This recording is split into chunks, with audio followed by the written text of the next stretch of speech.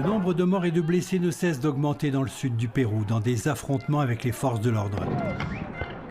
Depuis 2 jours, environ 2000 manifestants tentaient de s'emparer de l'aéroport de Juliaca, près de Puno, à la frontière de la Bolivie, l'un des plus importants du pays car porte d'entrée de tourisme. Leurs armes, des pierres, des frondes et des lance-roquettes artisanaux. Les forces de l'ordre ripostent avec gaz lacrymogène, des balles en caoutchouc et on soupçonne de vraies balles.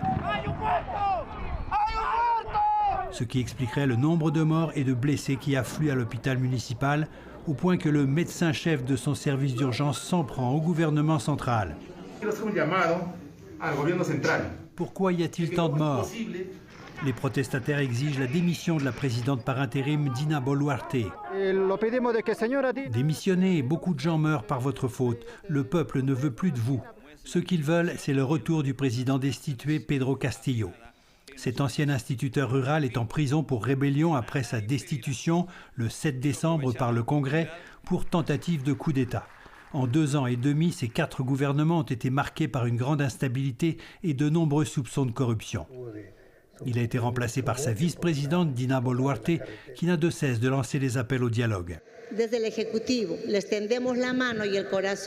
Nous vous tendons la main et le cœur. Rejoignez le gouvernement. Discutons de vos raisons de protester et mettons fin à ces manifestations. Le droit à la protestation s'arrête quand on viole les droits d'autrui.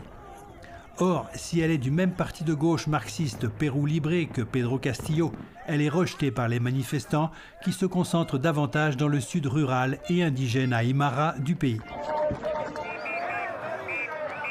Le Pérou est profondément divisé sur une base politique droite-gauche, mais aussi urbaine-rurale, avec une connotation raciale. Jean-Michel Leprince, Radio-Canada, Montréal.